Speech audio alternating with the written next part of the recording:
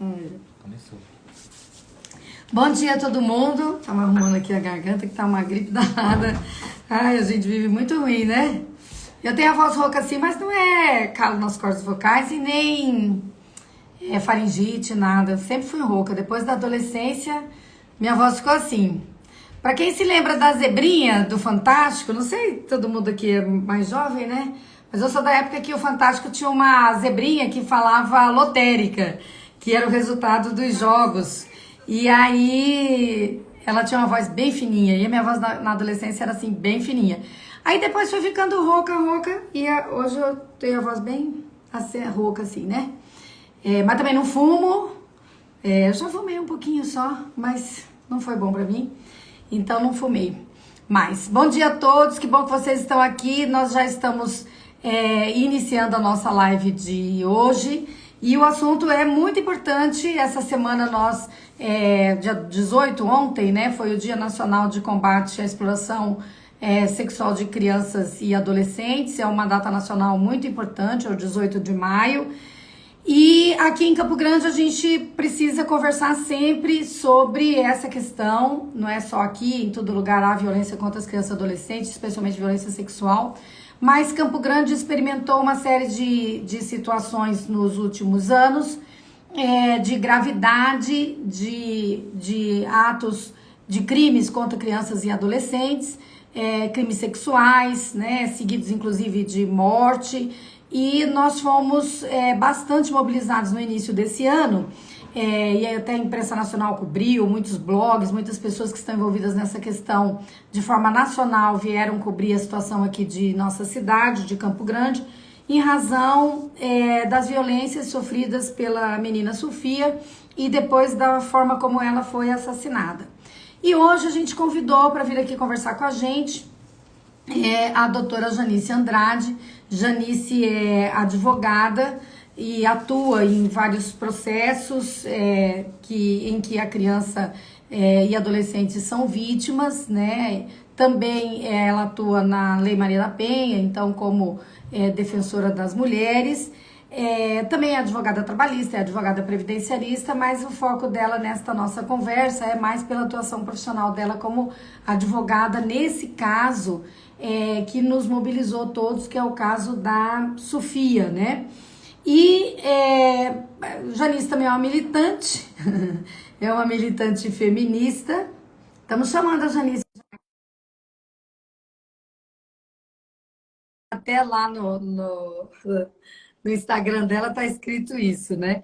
Então, Janice, além de advogada, além de atuar nessas causas, também como advogada trabalhista, previdenciarista, tá chegando. Oi, bom dia! Tudo bem? Bom dia a todos. Olha, muito prazer estar aqui com você, viu, Janice? Vou te chamar de Janice, né? Mas você é doutora Janice, advogada, enfim. Janice é minha amiga de outras lutas. E como eu estava falando aqui para as pessoas antes de você entrar, você é advogada, tem atuado bastante nesses casos em que há violência contra a criança e o adolescente. Também tem uma experiência bastante de atuação bem forte em defesa da mulher, né, em processo da Lei Maria da Penha. Também é advogada trabalhista e advogada previdenciarista. São essas áreas que você mais atua, né? Isso, na verdade, previdenciária e trabalhista, os direitos sociais, eu deixo com meus irmãos, que a gente tem escritório junto, né? Eles trabalham, são advogados, e eu fico mais nessa parte de criminal, de Lei Maria da Penha, de violência contra a mulher, criança, familiar, intrafamiliar, né? E além disso, né, Janice, você é uma militante, né? Assim, a gente Isso, entra no teu Instagram, a gente já vê que você é uma militante, tá lá, mulher, mãe, né, é feminista, é antirracista, né, tem uma atuação partidária também no Partido dos Trabalhadores, né, sempre foi uma adolescente atuante, depois uma profissional que faz a sua atuação profissional, claro que independente das questões políticas, mais atenta às questões políticas. E é por isso que a gente está aqui com você para conversar um pouco sobre a questão de Campo Grande, da rede de proteção à criança e ao adolescente aqui em Campo Grande, e que a gente já quer de começo super te agradecer. A gente sabe que hoje é um dia muito especial para você, que você está debruçada aí nesse processo criminal que apura as responsabilidades criminais das pessoas que assassinaram a menina Sofia. Você é advogada, assistente da acusação, e nós sabemos que agora no comecinho da tarde tem uma audiência de instrução, mais uma, né? Então nós sabemos o quanto você deve estar debruçada aí nos trabalhos que antecedem uma audiência tão importante como essa. Então a gente super te agradece a disposição de estar aqui conosco, né? E todo mundo que também já está aqui com a gente na live. Eu que agradeço o convite, né, ter essa oportunidade para falar, né, para as pessoas que estão assistindo a nossa live aí, sobre esse assunto que a gente tem certeza que temos que andar ainda muito para ter uma eficácia no combate da violência contra a criança, principalmente também a violência sexual contra a criança, porque a gente tem profissionais da área de psicologia, profissionais atuantes nesse combate da exploração sexual, da violência contra a criança, né? Só que a gente tem ainda um judiciário que não aplica o melhor interesse da criança, né? Isso é a realidade de todo o Brasil, não é exclusividade nossa, né? Mas antes, assim, de você começar, deixa eu dizer para as pessoas porque é que a gente escolheu a doutora Janice Andrade para estar aqui conosco. Não é porque você está, nesse caso da Sofia, como assistente de acusação, porque a gente podemos até tocar sobre esse problema, essa questão processual, mas a ideia nossa aqui é falar da política pública de proteção da criança e do adolescente, que você já ia engatando aí na tua fala. Mas eu queria justificar para todos, Janice, que nós temos muitas pessoas envolvidas nessas questões aqui, temos pessoas tanto dos órgãos públicos como delegadas, delegados, defensores, defensoras, outros advogados, instituições, conselhos, enfim. Nós temos muita gente para trazer aqui para fazer essa conversa. Mas nós preferimos trazer esse bate-papo com você por algumas razões muito particulares. A primeira é que foi em razão da sua vivência, da sua experiência e da sua militância, que quando chegou no seu escritório esse caso da menina Sofia, para você atuar como advogada na orientação dos pais, você, além desse mistério, ou seja, desse trabalho como advogada que você fez para o seu cliente, você, pela sua militância, alertou a sociedade, alertou a imprensa, nos alertou, mobilizou as pessoas para dizer o seguinte, olha, uma coisa é o processo judicial, porque a Sofia já foi, e agora a gente tem que penalizar quem fez essa barbaridade com ela, e é assim que vamos atuar no processo. Mas tem uma outra conversa que precisa ser feita na sociedade. É o funcionamento da rede de proteção à criança e adolescente, é a aplicação da lei como ela está posta. E aí foi a partir da tua voz que se somaram outras vozes importantes, que nem da defensora Neila, você entendeu? De outras pessoas, de movimentos sociais. Naquele momento, lá em fevereiro, foram constituídos grupos de WhatsApp para mobilizar em torno disso. E foi parar lá na Câmara dos Vereadores. Eu sou vereadora lá, vocês me procuraram até outros vereadores. E nós fizemos uma audiência pública no dia 15 de fevereiro para discutir exatamente o funcionamento da rede, porque nós não podemos decidir sobre outras coisas nesse processo. E a tua orientação, a tua maneira de ver, porque você, como profissional, vê o processo, mas como militante, você vê a sociedade e a política pública. Então, naquele teu olhar, você soube separar as coisas e mobilizar pessoas, entidades, artistas, blogueiros, jornais, a imprensa nacional, local, enfim. E foi muito importante, porque tivemos uma audiência bastante tumultuada, vamos até dizer assim, né? Bem disputada do ponto de vista da participação. Até eu não falei nada na audiência, foi incrível. Até eu não tinha tempo para a gente falar, porque eram tantas pessoas a manifestar. E veio, assim, aflorou uma questão muito importante. A rede de atendimento à criança e adolescente em Campo Grande estava com problemas sérios.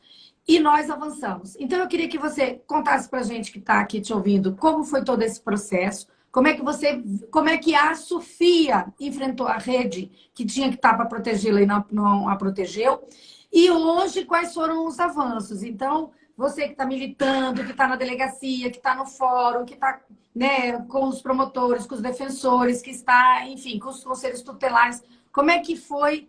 Como é que a Sofia encontrou essa rede na hora que ela precisou? E depois dessas discussões todas, que você foi muito importante, como é que nós chegamos agora?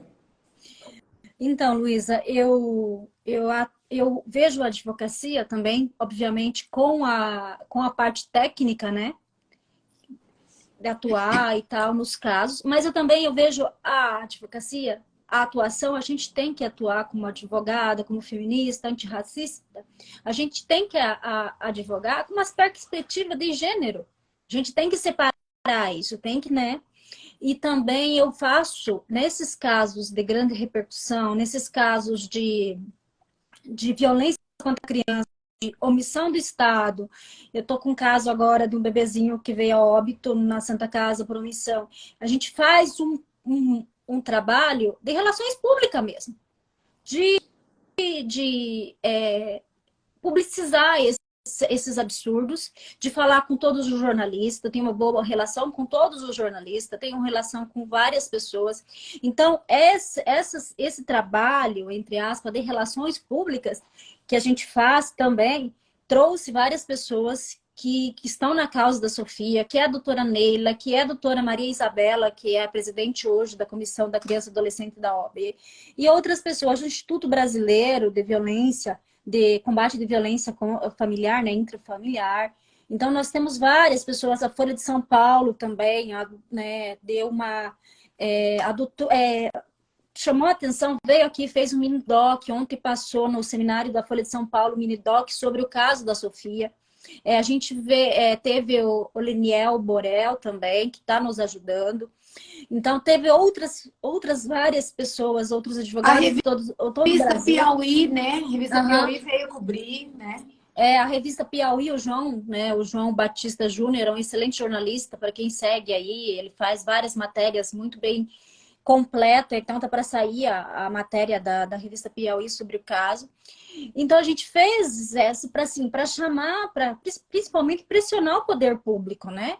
Para que isso não aconteça mais, para que isso, então, o que eu vejo, não é só a Sofia, a gente está falando hoje, né? Estou atuando nesse caso da Sofia, mas eu vejo que não é só a Sofia, infelizmente, nossa sociedade, elas não enxergam ainda as crianças como detentoras de todos os direitos, né?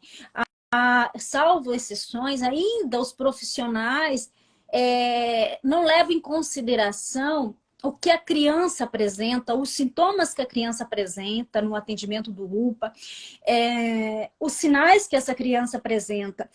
Vamos começar da ponta, por exemplo. A Sofia teve vários intercorrências no ano 2022, no UPA, isso está no prontuário dela e a gente tem acesso. E ela apresentava sintomas característicos de criança que são vítimas de violência sexual, de violência física, violência psicológica, que é vômito, que é dor estomacal, que é desidratação e marcas visíveis. Como que essa criança foi de outubro, novembro, no final, no último semestre, várias vezes no UPA, com todos esses sintomas, e ninguém viu que essa criança estava sendo vítima de violência, porque quando a criança apresenta esses sintomas, segundo o especialista médico que a gente ouviu, né, ela já está encaminhando para o desfecho, que é o caso morte. Quando as vítimas de violência apresentam esses sintomas, elas já estão no último grau da violência ali. Essa dor no estômago, esse vômito já é um sintoma já do ápice da violência. Então, como que esses profissionais de saúde viram essa criança com tíbia trincada, com dor no dorso, e não se atentaram para ver as marcas dessa criança, para chamar uma assistente social, para ter uma conversa, para chamar o conselho tutelar, né? E assim, e ainda, o que a gente enfrenta aqui mas não é exclusividade do nosso município, porque eu converso com profissionais de todo o Brasil sobre isso, e acontece também em todo o Brasil. A rede de proteção de criança não se comunica. O Conselho Tutelar deveria ter uma comunicação direta com a DPCA, com a, a, a Secretaria da Saúde. Chegar um caso, Sofia, já tem denúncia no Conselho Tutelar, tem 2 denúncias no Conselho Tutelar, tem boletim de ocorrência na DPCA, essa criança chega no UPA e tem que ter uma comunicação, tem que ter, né, uma comunicação entre essa rede, né, que a gente tem que olhar, a gente não pode olhar o adulto, a gente tem que olhar a criança. Pode ver um adulto mentiroso, um adulto que tem uma boa conversa que é a mãe, porque nenhuma mãe, nenhum pai vai chegar no UPA e dizer eu bato na minha filha, ser questionado. Ou vai no Conselho Tutelar e vai dizer eu agrido a minha filha. Não vai, né? Não vai, não vai. E a Sofia, ela não foi enxergada pelo poder público. Ninguém enxergou a Sofia, porque se um desses órgãos que ela passou nessa rede de proteção, se um deles tivesse olhado, ela não tinha tido esse desfecho trágico, né? Que não é trágico, na verdade, criminoso, né? Criminoso. Então a gente vê a falha, assim, a falha no caso da Sofia foi sistêmica, mas assim, todos falharam, isso já foi apurado, eu posso enumerar a falha de cada órgão, porque eu estudei profundamente o caso, né? Mas eu acho que não vem o caso. E a gente trouxe essa discussão para a sociedade necessária para que a saúde pública, a saúde particular, tenha protocolos para atender criança e tenha treinamento, né? Tenha qualificação de profissionais, para que a DPCA tenha qualificação de profissionais para as escutas especializadas de criança de 0 a 10 anos. Não é porque a criança tem 1, 2, 3 anos que ela não tem comunicação. A criança não tem a comunicação, às vezes, verbal, mas ela se comunica de outras formas. Tem como fazer uma escuta especializada de forma lúdica, né? É que é tudo com muita pressa e falta de qualificação, de profissionais qualificados. O que a gente enfrenta na DPCA hoje? Falta de profissionais para fazer essa escuta especializada dessas crianças. Então, em casos de abuso sexual de criança de 0 a 3, 4 anos, que ainda não tem uma comunicação verbal avançada, a delegacia, ela está dispensando a oitiva. E assim como nós sabemos, a dificuldade de comprovar o abuso sexual contra a criança pequena, de tenra idade, porque assim, muitas vezes não tem a penetração, não tem o rompimento do ímen, mas tem o toque, tem o abuso em si, né? E aí a criança chega, conta para a mãe da forma que ela conta, né? A mãe talvez às vezes não está preparada para fazer essa escuta, e aí vai lá, denuncia. Chega na delegacia, a delegacia dispensa, manda para o ML. Faz a perícia no ML, não teve rompimento do ímen, mas não significa que não teve o abuso, né? Só que daí não tem o abuso. O pai acusa a família paterna, o pai. Eu tenho casos até de abuso que a avó paterna abusou da criança pequena. E as mulheres também abusam, né? Raras exceções, mas tem mulheres que abusam também.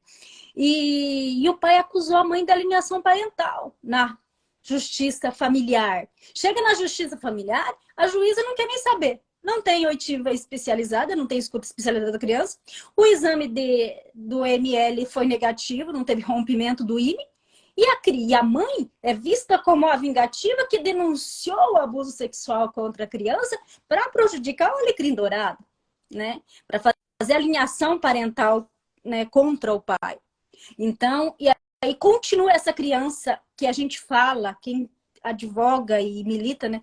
Essa criança é jogada novamente pela justiça familiar, pelo judiciário, pelas varas de família no colo do abusador.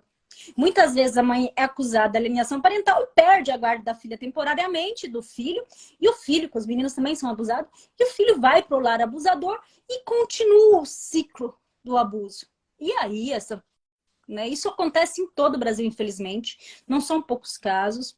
Eu vejo que, infelizmente, o princípio da proteção da criança e do adolescente, o melhor interesse da criança não é visto, não é aplicado né? Porque a gente tem aquela máxima, vamos instruir as crianças para contar para os pais o que elas estão passando. Desde pequeno, para a prevenção do abuso sexual, a melhor forma é a educação sexual, né? Só que a criança chega e conta, a mãe leva para a justiça e a mãe e a criança são mentirosas, dizendo que a mãe, ou o pai, ou o denunciante que seja do abuso sexual induziu a criança a falar para prejudicar o outro. Então, né, a gente tem essa disputa entre a vara criminal e a vara de família. E a dificuldade de comprovar o abuso sexual de criança e adolescente. Até adolescente, né, tem ainda, né, que ainda, apesar que tem muitos casos que eu tenho que o adolescente ficou vários anos sofrendo abuso por medo de falar, porque ele era ameaçado, mas ainda a gente tem mais facilidade de falar, né, de denunciar. Uhum. Viu, doutora Janice, essa sua experiência que a gente queria trazer para essa discussão. Porque quando a gente fala assim, a rede não funciona, é que a rede é grande mesmo, né? Então, como você é advogada, trata o tempo todo do Estatuto da Criança e do Adolescente, das normas constitucionais de proteção da criança e do adolescente, e mais do que isso, você vive na prática, na vara mesmo, no fórum, né? Na delegacia, lá na Defensoria Pública, essas questões todas. O que seria muito importante você dizer para a gente é isso. Como é que a responsabilidade que o Estado tem, né? Porque atravessa a família, exatamente porque esse tipo de abuso muitas vezes está no âmbito da família. É a Então, maioria, né, Luísa? É a maioria, porque é 86%. Nós estamos num país que acho que é o segundo que mais explora sexualmente criança e abusa. E 86% desses casos ocorre no núcleo familiar, a violência entra no núcleo familiar, né? E a gente tem 10%, presume-se que tenha 10% que chega, né, as denúncias, que seja levado, né, perante a justiça. Então, imagina o tamanho desse abismo, né? O tamanho desse abismo. E o que a gente vê? Que 1% desses 10 casos são punidos. Né? 1%. Que não, né? É a dificuldade de punibilidade, o princípio do indúbio pro réu, né? E a dificuldade de produzir prova, porque assim, se a gente chega na delegacia da criança de proteção à criança e adolescente, a delegacia dispensa a escuta especializada, já não ouviu a criança. Manda por IML, não tem sinal, porque muitas vezes o abuso contra a criança, ele não deixa vestígio. Para ter um rompimento de ímã, o abuso já aconteceu várias e várias vezes, né? E para ter lesão e tal. E aí já chega no Ministério Público para denúncia ou para pedir uma medida protetiva para essa criança, não tem prova, porque aí a delegacia não aceita vídeo. Você vai fazer um vídeo que o seu filho está sendo abusado, mostrando ali, muitas vezes não aceitam um vídeo, não aceitam provas. Mas como então a gente já não aceita o vídeo? Não aceita. Não aceita um vídeo, não aceita um áudio, sobre a alegação que pode ser manipulada. Então, a gente já vê um indúbio pro réu desde a instrução ali. Então, você já vê a dificuldade que a gente tem de fazer, de comprovar. Eu tenho várias amigas, várias psicólogas que são especialistas nessa área de ouvir criança vítima de violência, inclusive atende muitos casos para mim pro bono. Elas fazem um laudo, eu mando para a delegacia, ignorado. Ela faz laudo, elas têm competência de ouvir essa criança. Depois de 3, 4 sessões, essa criança fala, elas me ligam: olha, Janice, essa criança foi abusada. E já, irmã, faz um laudo lá que a criança tem que não ter devolvida para não continuar o ciclo de abuso e tal. Chega na justiça. Mas esse laudo aqui, a defesa. Esse laudo foi comprado. Mentira, porque é pro bono. A maioria dos casos é pro bono, porque as mães aí estão em situação sempre de vulnerabilidade. E ele não é considerado laudo. Não tem prova material, que é difícil prova material, devolva para o pai. E devolva pro lar abusador. E aí continua o ciclo de violência, né? Então, isso eu não vejo como advogada atuante há mais de 10 anos que eu não vejo, Luísa, e eu falo para a sociedade, não é ser pessimista, eu não vejo luz no fim desse túnel, né? Eu não vejo isso, porque, assim, a gente sabe que que a criança foi vítima, mas a gente não tem uma comprovação, e a mãe sempre que a defesa massacra. Aí vai a mãe mentirosa, vingativa, que não superou o relacionamento, todo aquele A mesma argumentação, né? aham, é sempre o mesmo coreto, né? Que é a mesma. Mas, doutora, vamos ver uma luz no fim do túnel aí, que eu acho que é importante. Inclusive, a gente falou um pouquinho ontem, ou antes de ontem, pelo telefone. E, assim, todo esse movimento que foi feito aqui em Campo Grande, depois do caso Sofia, as autoridades ficaram um pouco alertas sobre essa questão. A imprensa noticiava todo momento e tal.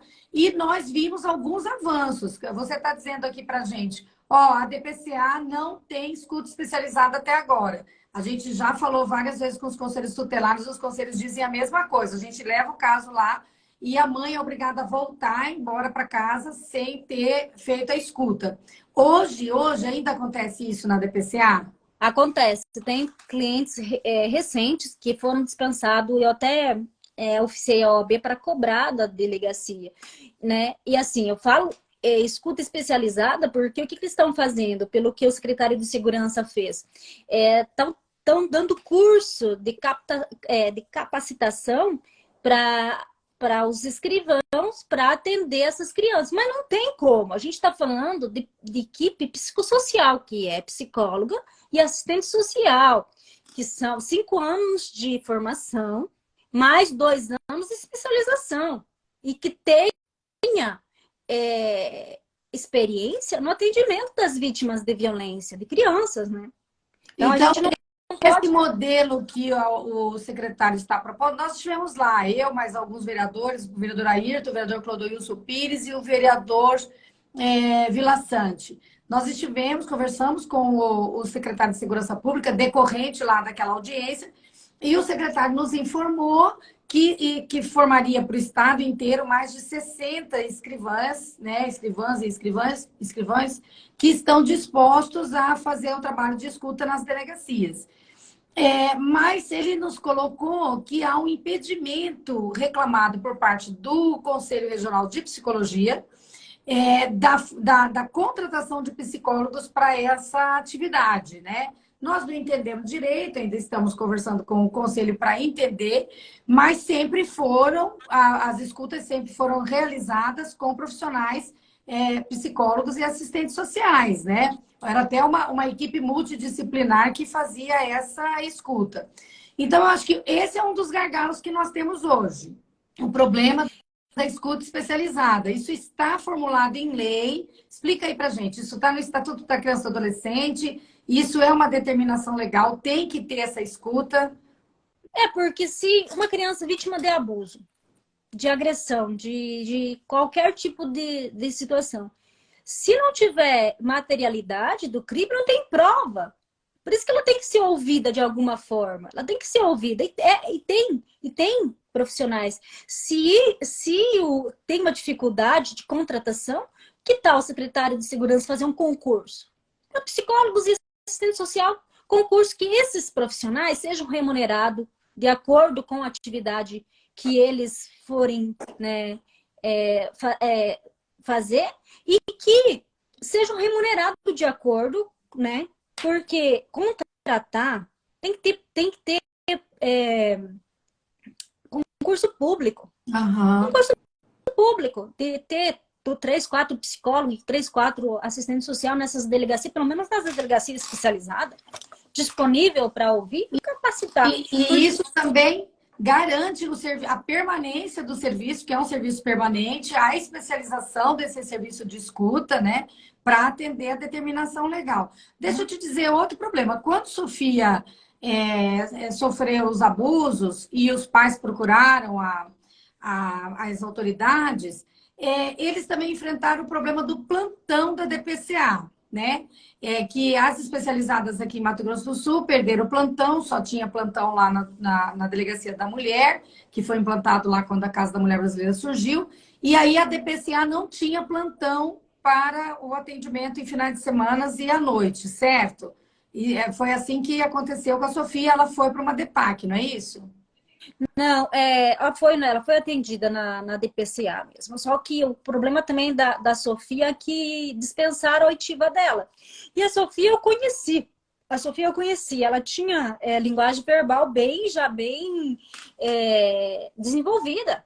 Faltou mesmo interesse. Nesse caso da Sofia, específico, faltou um interesse da profissional ouvir a criança.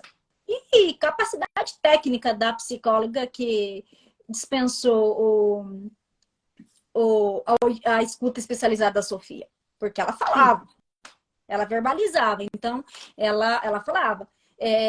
E voltando no assunto de capacitar os escrivãos, isso não vai funcionar.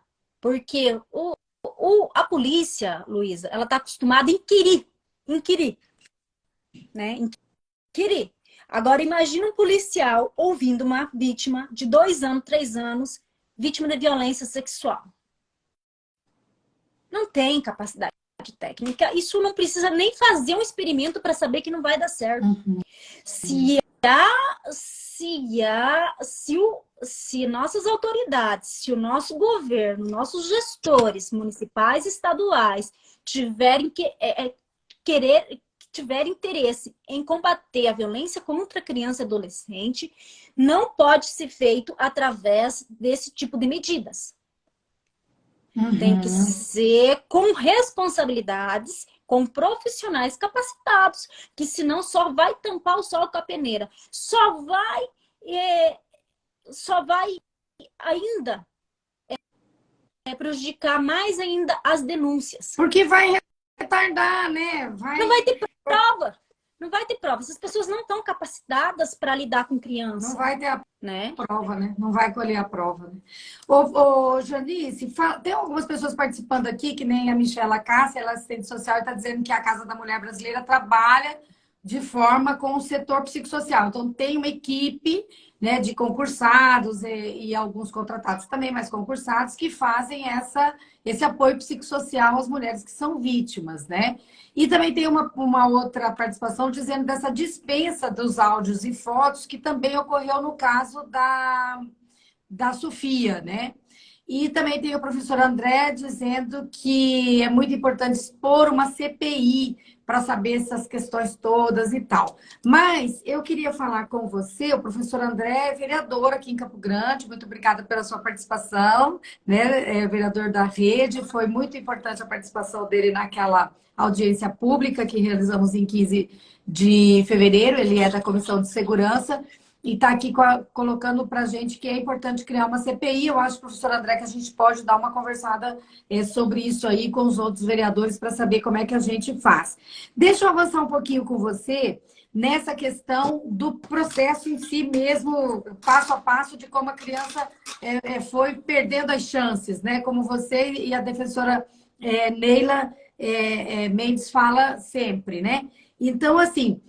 na delegacia, a gente não tinha também o plantão de 24 horas. Hoje, depois destas discussões todas, que o caso da Sofia tomou a proporção de alertar as autoridades, a Secretaria de Segurança Pública inaugurou um serviço de atendimento 24 horas, não no prédio da DPCA, mas lá no prédio da CEPOL.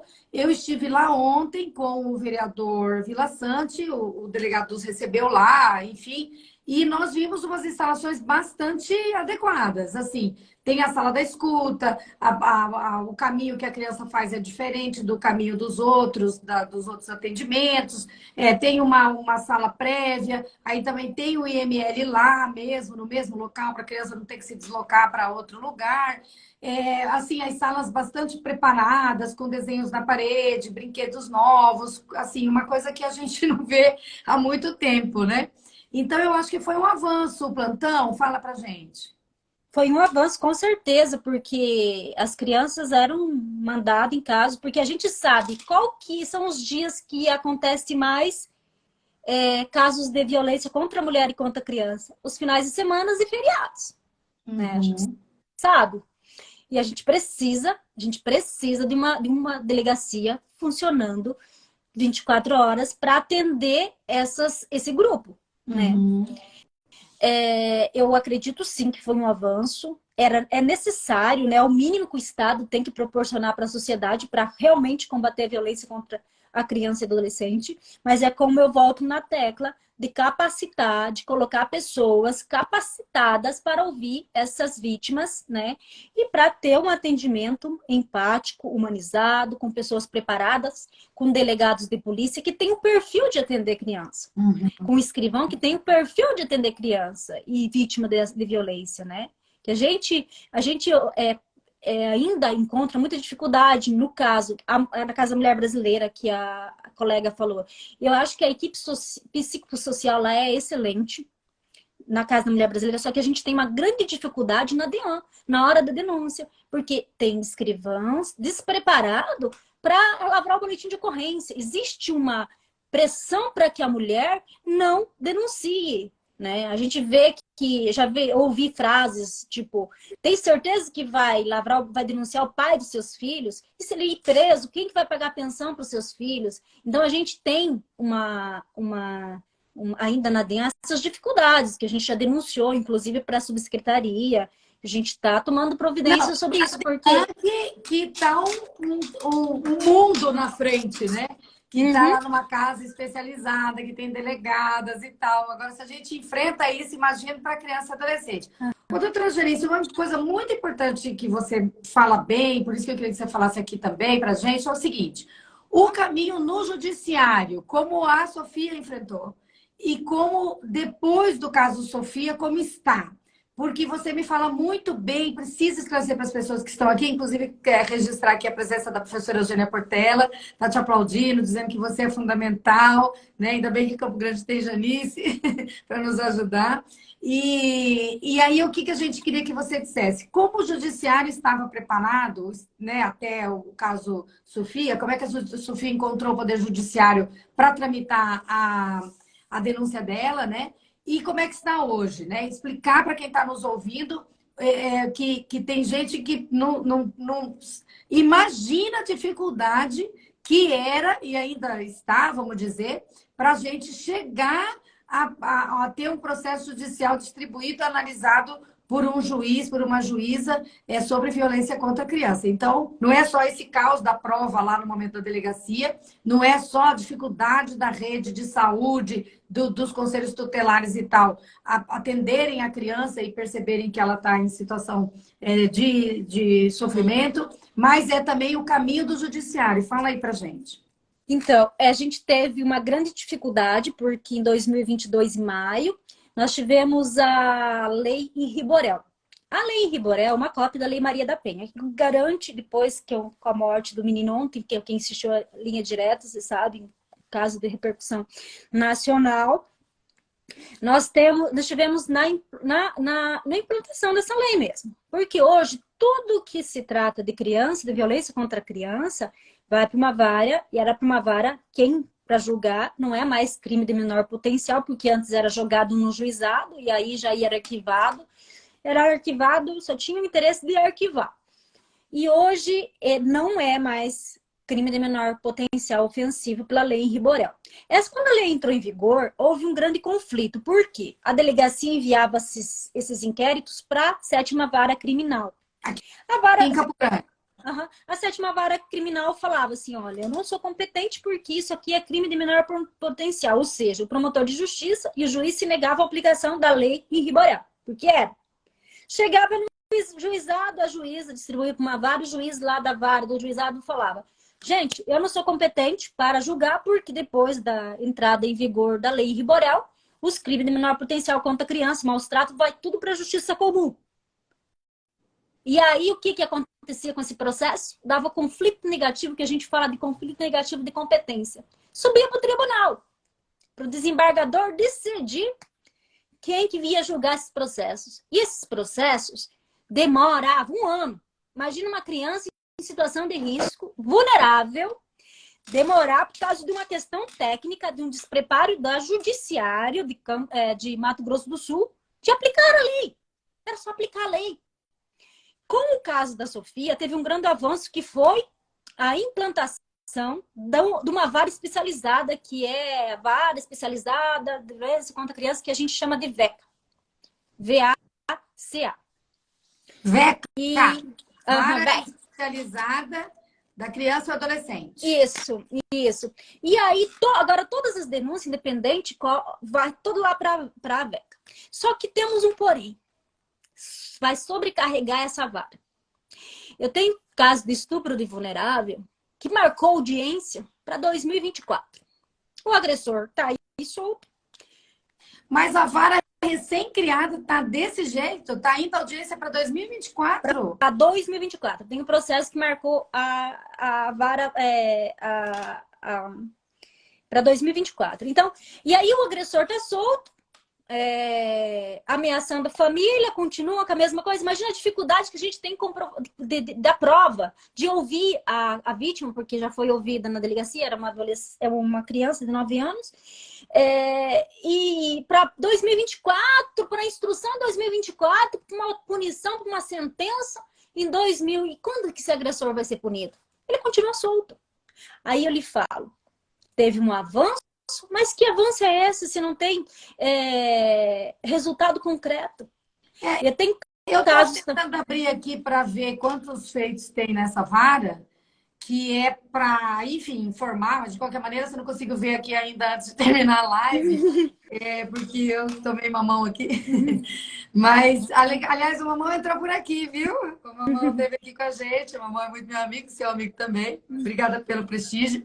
Mas dizer o seguinte, que nós temos que oficiar o Tribunal de Justiça para abrir nova vara. Se a vara já tem mais de 5 mil, 6 mil processos, que está colocando audiência para 2024, tem que abrir uma nova vara, não é isso? Não dá para aceitar esse tipo de coisa. Uma vara especializada, aí distribuir o processo. Eu tenho casos também, infelizmente, a gente tem casos de genitores e genitoras que usam o sistema negativamente, que fazem denúncia falsa de maus tratos. Mas, assim, quando chega uma denúncia falsa de maus tratos, a delegacia faz certo, que é proteger essa criança e depois investigar, né? Só que, em caso de denúncia falsa, a criança está afastada da mãe faz 6 meses por causa desse conflito de competência e agora uma audiência para 2024 também. Então, você vê a dificuldade da gente fazer. Você está vendo que aquela criança, que é um caso urgente, que aquela criança está sendo vítima ali de alguma forma de uma violência, tendo seus direitos violados, e a gente não tem uma eficácia na proteção dela, do direito dela. Porque você está longe de um pai, longe de uma mãe, é um direito violado, né?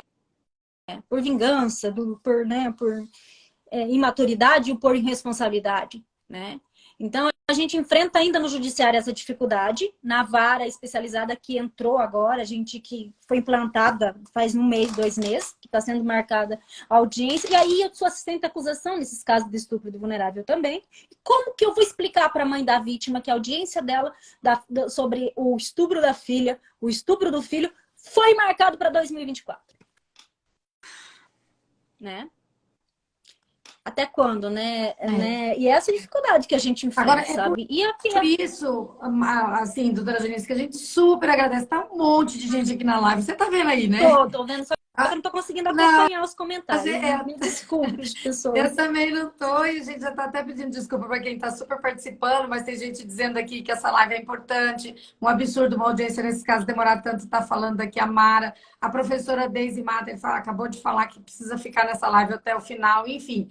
Mas a gente precisa muito da tua contribuição e da contribuição de muitas outras pessoas e instituições e tal que têm compromisso com a questão da criança e do adolescente. Agora o professor André também está dizendo que a questão não é abrir novas vagas, é preciso fazer que as vagas atendam às demandas, por exemplo, aumentar o número de assessores e juízes. É a mesma coisa, né, doutor André? Uma vara, o mais importante da vara é o juiz, o promotor, o defensor e o cartório. Então, assim, às vezes aumentar o número de juízes também ajuda bastante e é isso aí mesmo que a gente tem que ir atrás, é aumentar a possibilidade do serviço. Fazendo uma observação, né? Importante também é a valorização do servidor público, né? E contratação, e mais concurso de pessoas capacitadas para trabalho, porque o que a gente vê? No judiciário, em todos os lugares, a gente está sempre trabalhando com limite, né? Sempre com limite. Então, os processos não mandam. A morosidade da justiça tem que deixar bem claro que mata. No caso da Sofia, a morosidade da justiça matou a Sofia. Porque eu vou dar o exemplo que isso tá, tenho provas e tudo. A gente só fala aqui o que a gente tem para provar, né, através de documentos oficiais. O inquérito da Sofia foi distribuído da delegacia para o judiciário, para o juizado, que deveria ter mandado para a justiça comum, porque já estava em vigor a lei em Riborel. Foi distribuído dia 5 de janeiro para o juizado, tinha que ser distribuído no plantão, porque nós estávamos em recesso forense. Esse processo da perna trincada, da quebrada dela, que foi o segundo boletim de ocorrência, ficou parado no judiciário do dia 5 de janeiro até o dia 26 de janeiro, data do óbito. Ficou parado. 3 semanas que a secretaria da vara do juizado não mandou para o promotor de justiça, só mandaram para o promotor de justiça quando foi noticiado o óbito da criança. Então, essas 3 semanas foram essenciais, essa morosidade, 3 semanas, que poderia qualquer um que tivesse atuado nesse processo, se o processo tivesse sido distribuído na justiça comum em plantão judiciário, tivesse aplicado a lei Riborel, a Sofia estaria viva. Né? Foram 3 semanas de inércia que matou a Sofia. Né? Porque a gente tem que deixar bem claro, a morosidade da justiça mata as crianças, viola direitos todos os dias. Essas crianças estão crescendo em lares violentos, estão sendo vítimas de violência, de violações de direitos, e isso não está sendo visto de uma forma adequada pela justiça brasileira. E não é, como eu falo, quando eu falo justiça brasileira, não é só no estado de Mato Grosso do Sul, é em todo o Brasil. Todos os tribunais ainda a gente tem dificuldade. A gente teve a entrada em vigor da lei em Riborel em maio e ainda tem dificuldade, tem promotor de justiça e juízes que se recusam a aplicar a lei. Juiz não tem que se recusar a aplicar a lei. O juiz tem que aplicar a lei em vigor. E tem que ter uma punição para esses juízes que se recusam de aplicar a lei, de aplicar a proteção da criança, de aplicar o ECA, né? Porque a gente não pode mais aceitar ignorar a lei. A gente acabou de... Pois é, como é que a gente tem que fazer uma live para dizer para uma advogada que trabalha com esses casos tão graves que tem que vir aqui dizer que o judiciário tem que aplicar a lei? Que loucura, né? A defensora Neila Mendes, que já referimos sobre ela aqui, da importância do trabalho dela, está falando aqui que esse caso expôs a falta do compromisso público com a defesa das crianças.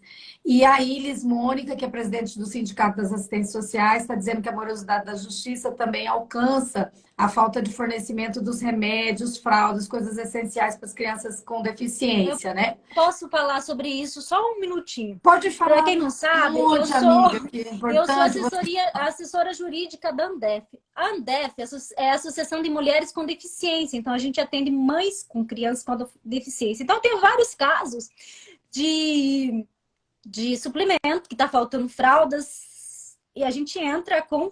Tem até decisão judicial que tem que cumprir, o município se recusa a cumprir, não fornece, a gente tem que entrar com sequestro de pedido. Então, a gente tem essa dificuldade mesmo, diária, de criança com deficiência, criança que precisa de suplemento, que não tem que se alimenta por sonda. Então, a gente tem essa demanda. Eu falo que eu tenho que receber o salário desse povo, gente. Porque eu fico fazendo pro bono porque o poder público é inerte. Ai, doutora, que coisa, viu? É isso mesmo, né? Te aplaudir como pessoa, como profissional. Dizer isso mesmo, que às vezes você até atrapalha a tua vida pessoal. Você tem uma menina para criar, tem tua família, a gente fica Mas sobrecarregado, a gente não tem tempo para nada. Eu falo que eu não tenho tempo de fazer minha unha mais, não tenho tempo de de um tempo para mim, porque a gente, ó, a gente não fica, a gente aí eu falo assim, o pessoal vem aqui, é advogada, e eu tô vestida de mãe, gente, com o cabelo preso, sem unha para fazer, porque eu não tenho tempo.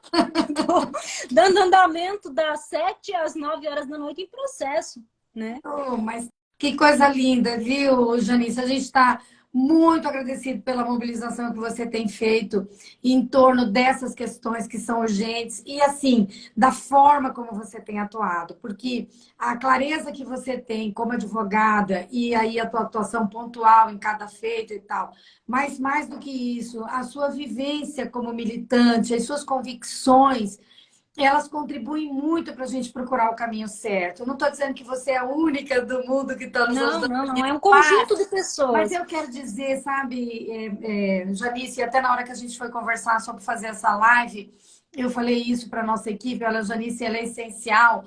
Por quê? Porque são poucas as advogadas, os advogados que conseguem ainda fazer o que você fez porque está lá com toda a tarefa do processo, que não é fácil, conversar com o cliente, acompanhar cada dúvida que o cliente tem, no caso da Sofia e de outros que você tem aí, a gente sabe que toca muito a pessoa, então toda hora ela quer falar com o advogado, com a advogada, e você ainda conseguiu nos orientar, porque foi isso, sabe, Janice? Na hora que aquilo chegou na tua mão, você disse, gente, ó, tem um tratamento processual que nós vamos dar, mas tem um tratamento político, da E política pública, extraprocessual, né? E extraprocessual, de extraprocessual. utilidade E pública. aí eu vi você de mãe, 6 horas da manhã, eu abri o teu Instagram e você estava num, como chama aquilo, Stores, que ia de um quadradinho para o outro, um quadradinho para o outro, e você dizendo, olha, porque o plantão da Deparker não pode fazer isso, porque o outro não faz. Assim, enfrentando. Eu falei, gente, essa mulher, Mas é porque a gente advogada, tem uma grande mãe, dificuldade, né? sabe, assim, precisando chamar a atenção das pessoas através da sua rede social para que a sociedade se mobilizasse. Então, assim, você comprou uma briga muito grande, você foi muito forte, também não estava sozinha, graças a Deus, outras mulheres estavam com você, outras pessoas estavam com você, mas eu quero deixar aqui muito registrado, Janice, a minha consideração, e eu queria que as pessoas que estão me ouvindo agora que também te conheçam a partir disso. Quer dizer, você, mais do que o seu trabalho como advogada, você fez uma militância incrível. E mobilizou, e parou para falar com a imprensa, e parou para falar com outro jornal, e parou para falar comigo, e parou para falar com a outra, com a outra, com a outra, consumindo a sua energia, o seu tempo em favor de melhorar esse sistema. Então, eu quero dizer para você o seguinte: a gente quer que você continue com essa energia, a gente quer botar muita coisa boa aí para você. A gente precisa de você nessa orientação, nessa mobilização, nos chame. E foi você que chamou 29 vereadores lá na Câmara, vamos dizer assim. Você, né, que não estou dizendo assim, todo mundo ajudou, um monte de pessoas, um monte de instituições nos ajudaram e tal. Mas eu acho, eu queria falar isso para você, não tive tempo antes, a gente não vai passar a mão no Obrigada. telefone para te ligar, A gente mas não para tem mais dizer de tempo nem de tomar um público. café, né, Luísa? A gente não tem mais tempo nem de tomar um Ó, o meu café. esfriou. Eu tava tomando aquela hora que começou, mas ficou por aqui, ó, o restinho do café. Mas, assim, agradecer a todo mundo que esteve até aqui agora. A gente tem muita coisa para conversar. Tem toda uma outra coisa que você não tocou e a gente não teve tempo, que é o problema do funcionamento dos conselhos tutelares, né? Você nos alertou também essa questão dos pais, né? O pai biológico e o pai afetivo da Sofia, né? Eles iam procurar os órgãos públicos e como são um casal homoafetivo, eles sofreram desconsideração da palavra deles, da informação que eles traziam para a autoridade, em razão da autoridade que estava ali, ao invés de estar investida e responsável por trabalhar na forma da lei, trazia os seus absurdos valores envelhecidos aí, o seu preconceito, né? E muitas vezes afastou a providência administrativa, a providência judicial, enfim, a providência que a lei determinava por puro preconceito. Então, assim, você nos alertou de tudo isso e foi muito importante esse seu momento. Nós só estamos começando, né, Janice? O que a gente quer deixar Isso. nessa live aqui é que fizemos a audiência, depois eu pessoalmente, outros vereadores, fomos a todos os conselhos tutelares. Ontem eu fui no plantão dessa DPCA para dar uma olhada, achei muito legal. tá funcionando. Você nos trouxe a informação que a Justiça criou a vara nova e já nos falou que a vara está lotada lá, está mandando audiência para o ano de 2024. O secretário de Segurança Pública nos recebeu, esse grupo de vereadores, e nos informou, mostrou todo o processo lá de construção de um centro de atendimento à criança e adolescente aqui em Campo Grande. A gente já teve esse centro que funcionava com a integração de vários órgãos. Aliás, hoje ele abriga o Conselho Tutelar do Sul, que é ali no Aerorrancho, né? Mas é um prédio que já está todo desconfigurado e não estão lá os serviços, mas tinham um serviço lá inaugurado desde 2004. Enfim, muita coisa aconteceu. Agora o processo judicial está andando, você tem que trabalhar para preparar Para audiência, a sua né? Às atuação, né? 13h45 vai ter a audiência de instrução, né? A última audiência, vão ser ouvidas 3 testemunhas da acusação, as dos réus, e serão ouvidas os réus, né? A gente tem aí mais uma etapa desse processo, né? Obviamente que a gente tem a quase absoluta certeza que eles vão ser punidos, mas o nosso trabalho aqui, né, extraprocessual público, é que isso não aconteça mais, né, que não precise chegar a esse e estar lá no tribunal do júri, que seja feito prevenção, que essas crianças tenham atenção do Estado realmente na proteção, que a prioridade da proteção da criança seja absoluta de fato, que as autoridades públicas no atendimento das crianças enxerguem as crianças, não enxerguem um pai ou um casal homoafetivo, não enxerguem uma mãe solo, não enxerguem uma possibilidade de uma moça branca, bonita, não praticar crime, né? Porque a gente ainda tem que enfrentar todas essas questões, né? De preconceito, racista, homofóbico na justiça brasileira. Então, que essas crianças sejam enxergadas, que esse grupo seja protegido mesmo, de fato. E eu quero deixar um recado aqui para a população mesmo. Vocês têm o dever, pela lei em Borel, de se presenciar uma agressão, crime contra criança e adolescente, tem que denunciar, sob pena de responder por omissão. Tem o dever, né? Os parentes têm que proteger a criança, o familiar tem que proteger a criança, não os adultos, não o agressor. Que foi o caso da Sofia, porque os familiares, a avó materna, sabia das agressões e preferiu proteger a filha, e o resultado foi a morte, né? A gente tem que também parar com o discurso de que apanhei e não morri, que a violência, normalizar a violência contra a criança, porque a única violência normalizada na nossa sociedade é ainda a violência contra a criança. A gente tem que parar. A gente tem que parar. A violência contra a criança é crime. A agressão contra a criança é crime. Violência psicológica contra a criança é crime também. Né? Pois é, entrou aqui agora o Igor, né? Dizendo, doutora Janice, obrigado por ser humana, enxergar nossa dor, nos ajudar nessa luta, né? Mandar beijo para ele. Entrou aqui também a Lisiane Berrocal, dizendo que está muito feliz de nos assistir. A Lilian dizendo que não é caridade, é direito, né? E, enfim, muita gente ficou aqui com a gente até agora. Doutora Janice, muita sorte na tua audiência hoje. Bom trabalho. Conta com a gente, nós estamos aqui com você nessa luta, tá bom? Muito obrigada pelo convite. Energias positivas para que Deus ilumine a cabeça daquele ser da genitora da Sofia, que ela conte hoje para nós a dinâmica dos acontecimentos que culminou o crime da Sofia. Muito obrigada pela oportunidade, Luísa. Foi um prazer mesmo falar com você sobre esse assunto. A gente tem assunto aí para 5, 6 horas de live, mas a gente não pode se estender muito. Então, muito obrigado. Um beijo para o Igor, para a Lisiane, para a Neila, para a Maria, muitas pessoas que estão aí nessa luta, que a gente confia de olhos fechados, que realmente estão aí para trabalhar em defesa da criança, do adolescente. E agradecer a imprensa também, né? Agradecer a imprensa, que é nossa parceira, que está aí, que está cobrando, e a imprensa está fazendo um trabalho maravilhoso. A imprensa local aqui está fazendo um trabalho, a Lisiane sempre presente nesses casos, o Correio do Estado. A imprensa, né? Folha A de São gente está Paulo, aí. né? E a gente precisa agradecer, porque é a imprensa que dá o pontapé inicial para pressionar, porque a gente sabe que só Vai funciona estourar. com pressão. Janice vai acabar. Beijo.